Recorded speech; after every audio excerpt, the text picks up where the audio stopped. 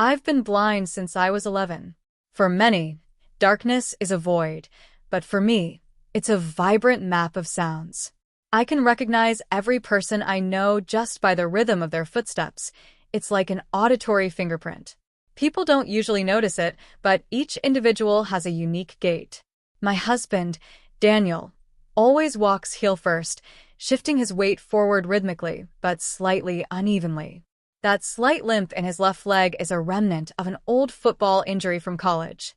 Long stride, short stride, long stride, short stride. I could spot him in 1,000 people in a crowd. When I lost my sight in that accident, I still struggle to describe. The visual world went dark, but my hearing switched on like a high-fidelity antenna. At first, I lived in terror in total darkness until my brain began to compensate for the lack of images.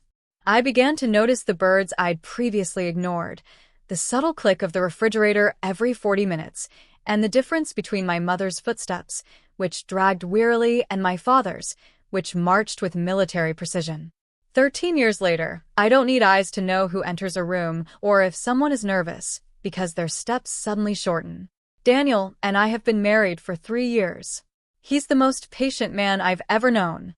He's never treated me as if I were broken or incapable. He took the time to learn not to move the furniture without telling me. He puts Braille labels on the kitchen jars, and when we go out, he always offers me his elbow instead of taking my arm, giving me the freedom to feel like I'm the one choosing to walk beside him. I love him with an intensity that doesn't require sight. We live in a small, single-story house, a space I know inch by inch. Daniel works as an engineer and sometimes has night shifts at a plant an hour away. Those nights I'm alone, but I don't mind. My house is my fortress. Last night, Daniel said goodbye to go to his shift. He called me at 10 as usual. "Honey, I'm at the plant now. Everything's quiet here. I'll call you in the morning." I told him I loved him and hung up. I made myself some tea, listened to an audiobook, and at 11:30, I fell into a deep sleep. However, at 1:47 a.m., something woke me up. It wasn't a loud noise, but a change in the energy of the house. I lay motionless, listening. The refrigerator clicked its usual way, the living room clock ticked the seconds with its monotonous tick-tock, and outside, a cat stepped on the dry leaves in the neighbor's garden. Everything seemed normal until I heard the front door open. The lock turned smoothly, with its own key. I heard the creak of the hinge that Daniel always promises to oil but never does. The door closed carefully, and then came the footsteps. My body relaxed instinctively. My brain processed, key plus familiar footsteps equals Daniel. I thought perhaps the shift had been canceled due to some problem at the plant, something that had happened before. I settled back on the pillow, ready to go back to sleep, but then the footsteps entered the hallway, and a chill ran down my spine. Something was terribly wrong.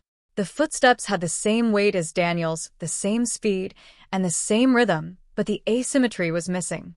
There were no long strides and short strides. These footsteps were perfectly symmetrical, rhythmic, and showed no trace of the injury to his left knee. Whoever was walking down my hallway wasn't my husband, despite having his keys and walking with his same general cadence. Terror paralyzed me as it hadn't since the first months of my blindness. I was in total darkness, unable to see who was in my house, relying solely on my hearing to survive. The person walked past my bedroom door and headed toward the kitchen. I heard the sound of a chair being scraped, then silence. All that remained was the sound of a man's breathing, calm and controlled, like someone who feels at home. My fingers trembling, I reached for my phone on the nightstand and dialed Daniel's number. 1 ring, 2, 3, voicemail. I called again. Voicemail again. Daniel never turned off his phone on the night shift in case I had an emergency. Something was very, very wrong. Suddenly, I heard a metallic sound from the kitchen. They were opening the silverware drawer.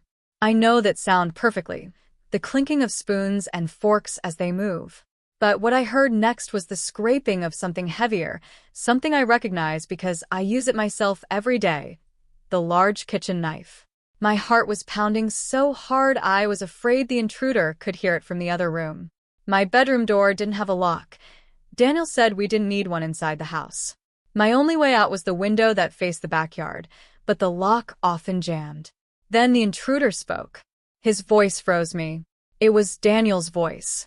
The same tone, the same cadence, the same way of pronouncing words. "Honey, are you awake? My shift got canceled. Sorry if I woke you." It was my husband's voice, but the footsteps approaching the hallway again weren't. It was like listening to a familiar song performed by a perfect but soulless imitator.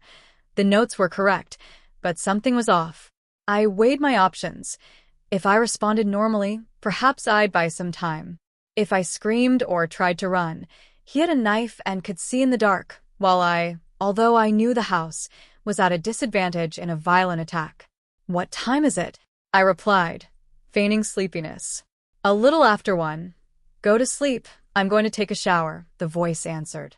I heard him enter the bathroom, close the door, and turn on the shower. I knew I had only a few minutes. I got out of bed silently, counting my steps with surgical precision. 17 to the sofa, 3 more to the table with the landline phone. I dialed emergency services, my heart pounding in my chest. I needed my ears free of any distractions. I went back to the room and got into bed, trying to control my breathing while the shower continued running.